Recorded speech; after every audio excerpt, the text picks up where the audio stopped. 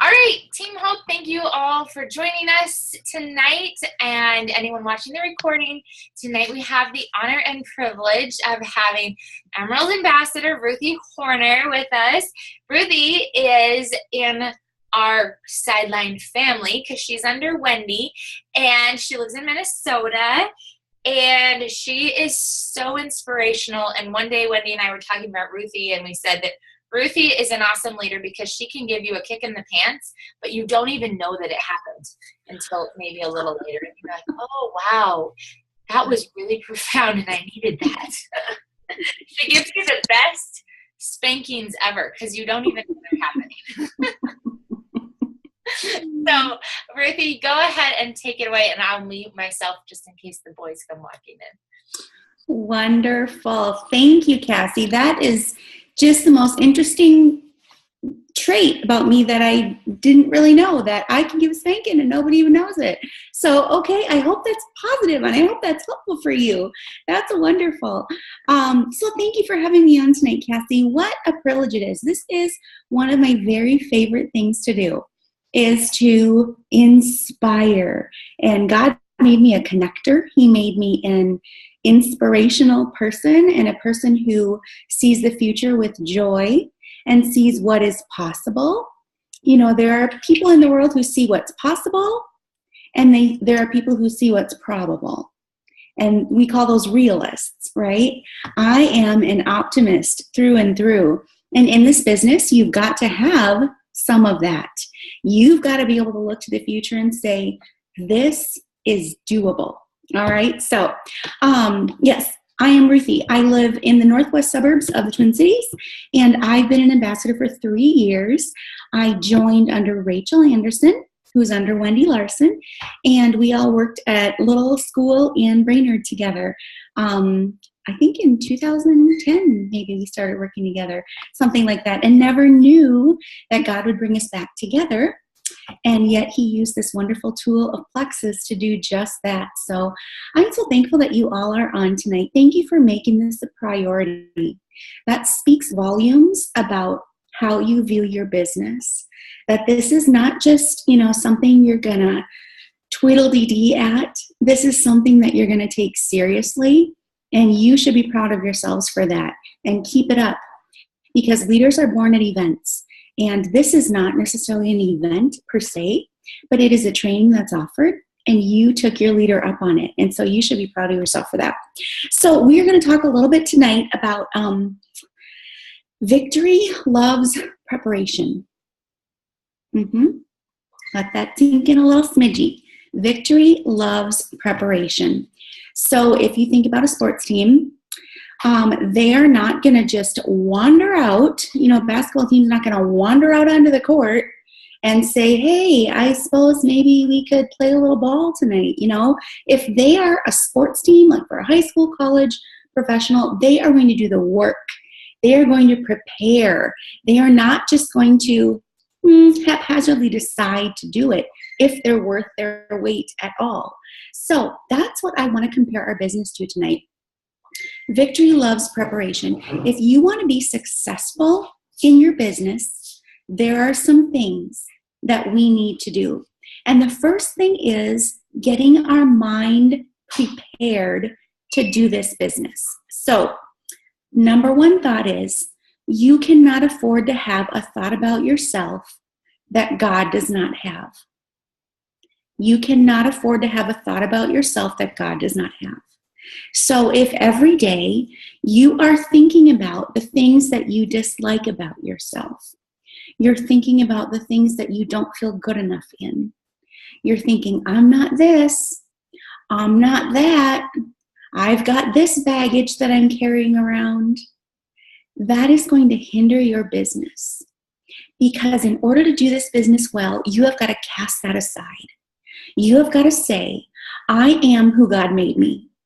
I have strengths that people need, and I am going to use those strengths to the best of my ability. I'm not going to compare, because we know that comparison is the thief of what? Joy. Yes. If you want to live a joy-filled life, you cannot compare. You've got to take advantage of what God gave you and make it the best. Don't try to be making your terrible traits better. I mean, whatever it is. I am not good with numbers, and I will never be an accountant. And if I try to be an accountant, I am going to stink at it. So I'm not going to try to learn how to do that. I'm going to take what God made Ruthy to be good at, and I'm going to do that. Okay? So step number 1 is make sure that your mindset about yourself is right. If you feel thoughts creeping in that are not positive, are not thankful thoughts, are not joyful thoughts, stop it. Guess who has control of your thoughts? You and only you. Nobody else can help you with that. You are the boss of your thoughts, but your thoughts then influence your actions. So it's very important that you take control of those, okay? Don't let others' actions define what you do. This gets into comparison again. You be the best you that you can be. I can't be you and you can't be me. But God didn't make us to be the same. God made us to be different. And so you use your strengths and don't let other people's actions define what you do. If someone on your team you notice is slacking or, doing something differently and you worry and wonder and say, oh, should I be doing that? Should I be, whatever? Don't. You run the race that's before you. Okay? You can do that. That's all you have control over. So do it. You be the best ambassador on your team. The very best. Even if you, in your mind, recruit a rock star or whatever you would want to call it, you have in your mindset that you are going to be the best ambassador on your team. And it all starts right here. Right here is where that starts. Okay? If you think it can happen, it can. If you think you can't, then you can't. All right? If you're feeling down, take action. Our dear friend Brenda Martin, Diamond Ambassador. I've heard the phrase before, action cures fear. That's in a book. But Brenda Martin says, action cures everything. If you're feeling afraid, if you're feeling down, if you're feeling unworthy, whatever it is, do something. Don't wait for the motivation and then act. Act, and the motivation will come. Key thought. Make sure you have that in your mind. Do. And that will inspire you to do more. Don't wait for the feeling to come upon you. Because if you're down, chances are it ain't gonna. Okay? You must do in order to be motivated. And then when you are feeling down, hey, guess what? That's what our upline is for. If you feel like you're struggling, go up to them. If you feel like you're not getting the results that you want talking to that person and maybe not getting help, then start a group chat with them and their upline. Never go to your sidelines and never go down. Don't go to your downline to talk about problems or issues or complain or to cast any negativity. Go to your upline. They are there to help you. Okay? That's how this whole organization is created, so that we go to our upline. If we're not getting the help we need, then we include those upline and go to the next upline. Okay? Very important advice. Never go to your sideline and never go down to your downline. All right? So, remember that this is not a sprint. We are in this for the long haul. And perhaps you have been asked this question before, but perhaps not. What else could you do? What other business could you do that within, say, 5 years, you could be making an emerald income? I was a music teacher for 17 years.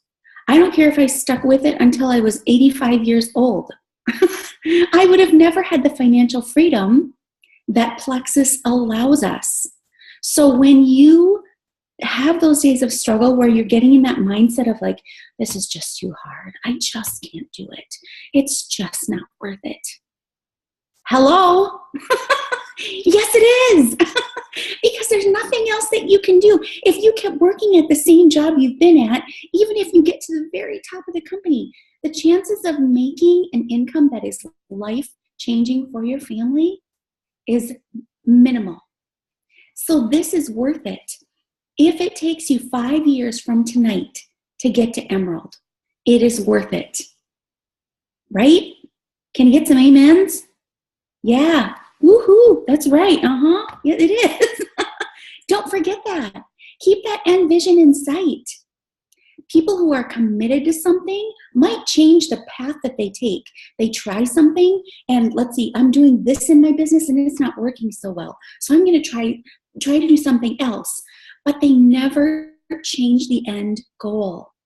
That end goal is always there. And the way to go about it might change. But if you want success, you've got to keep that end goal in mind, okay? Decide it and do it. This business is really a decision. It's in your mind, it's a mindset, and it's a decision. I am going to do it.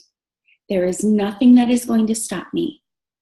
I have what I need to do this business well. You have all the tools that the diamonds have. Think about that. All those diamonds were once new ambassadors.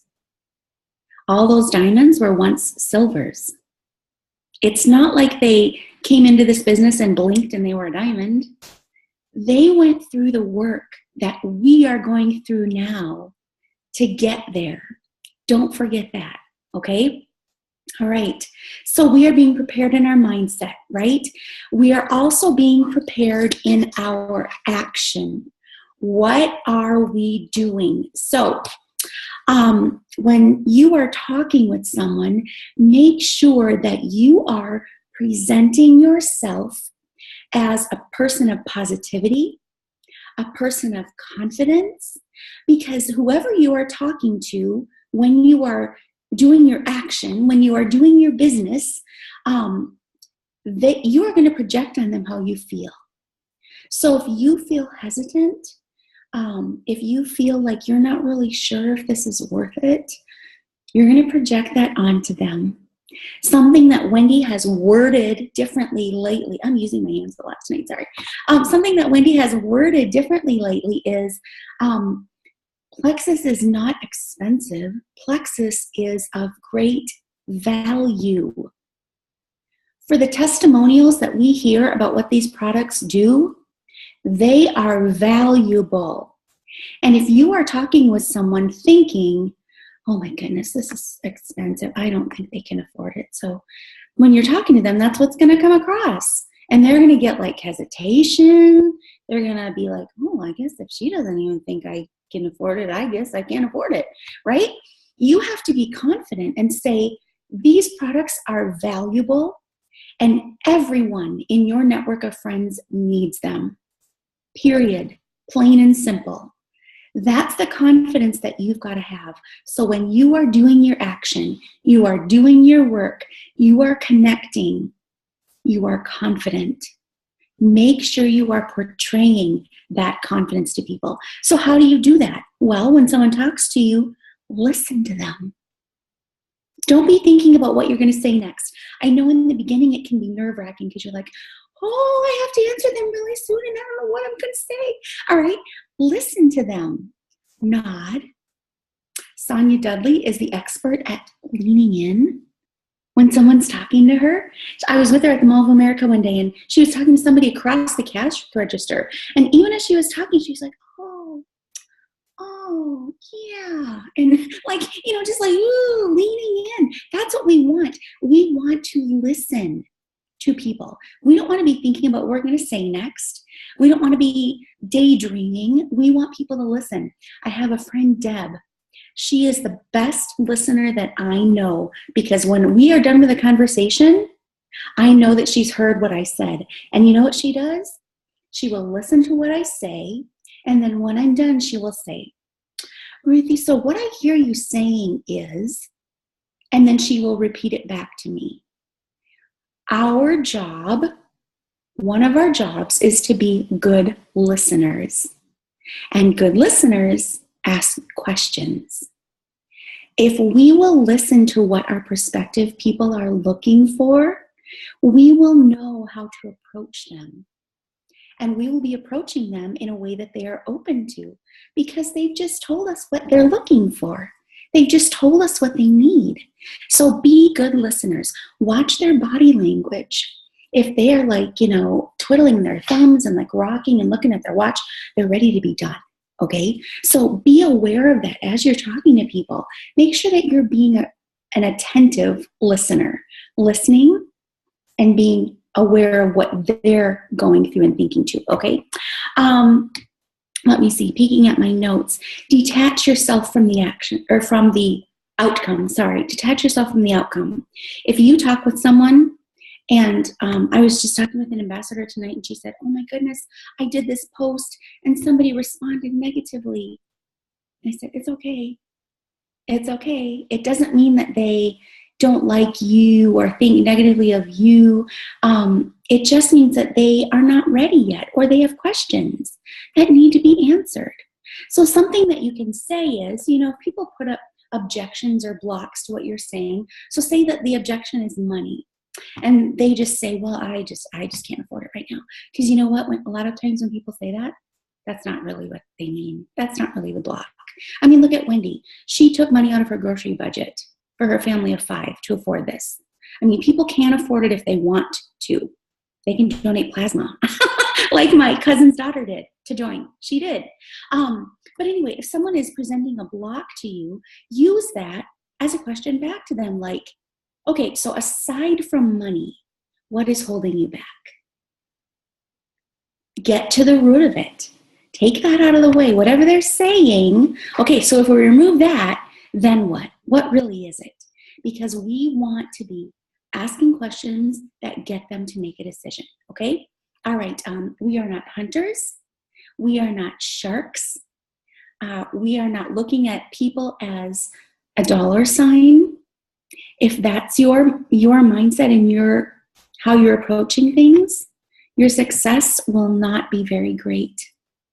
Our job is to educate and to understand. And if we can do that, and we have connected with the people who we're talking to, we will find success. And people do not buy into what we're selling. They buy into us. And so remember when we talked earlier about exuding that confidence? If you exude that confidence and positivity, people want to be a part of that. If you're struggling with success, like people not being interested and always giving excuses, look at how you're presenting yourself, because people will buy into you. If they like you and you're selling something else, they'll still buy it because they're buying into you. So remember that it matters how we present ourselves. So mindset, victory loves preparation in mindset, and victory loves preparation in action. And the final thought is, there is room at the top for everyone on this Zoom. In a lot of network marketing companies, there's, 20 people at the top that will be at the top till the end of time, because that's the first ones that got in, and that's the way it works. Plexus is not like that. Everyone who is on this Zoom tonight can be at the top of this company. You have to decide it and then do it, and make a decision every day that you are not going to quit. And you are going to do what it takes, and you're going to listen to your leaders, and you're going to follow smart people. And that's all there is to it. And I'm rooting for you. That is awesome. I took a whole bunch of notes. Thanks, Ruthy. Ooh, you're welcome. That was amazing. Okay, I'm going to switch it to everybody view. We can see everybody. Does everybody, I know there's a couple Ruthy fans on here. Uh-oh. So does anybody want to ask Ruthy a question? Because we have a couple more minutes with the amazing Ruthy Horner. Hannah, you're a Ruthy fan. I'll just call you out. You're my sister-in-law. I can do that. Sorry, I got on late. Oh, you're fine. I'm Someone recording, died. so it's all going to be posted. But do you have any questions for Ruthy? Oh man, No pressure at all. I'm a little like brain dead today. I feel like I got hit by a car. That's not good.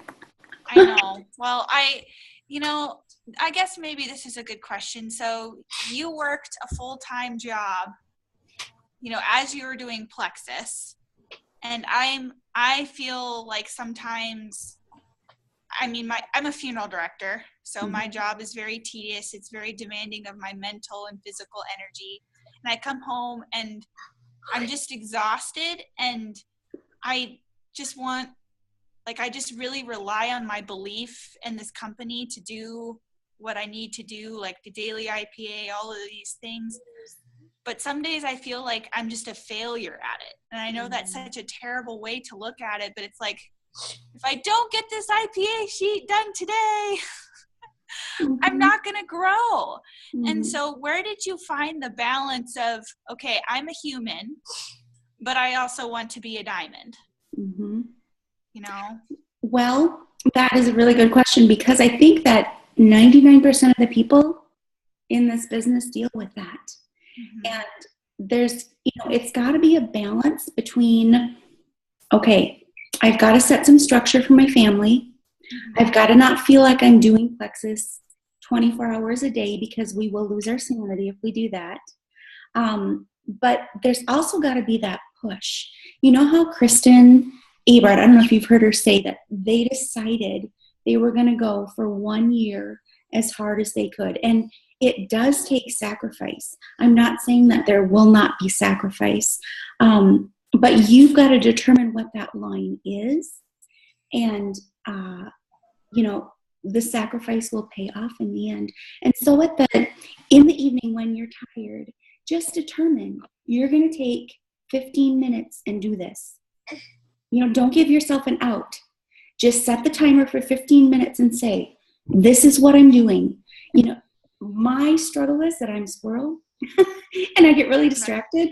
And so if I don't set a timer for myself, it's like an hour later and like I've done, 10 different things that didn't need to be done. But if you will hold yourself accountable to those 15 minutes a day, on the days you don't feel like it, you will see progress. And so don't beat yourself up over that either. You are a human. Be willing to sacrifice when you can. And when you can't, hold yourself accountable to a smaller amount and you do it. That would be my best advice. That's awesome advice. I love that advice.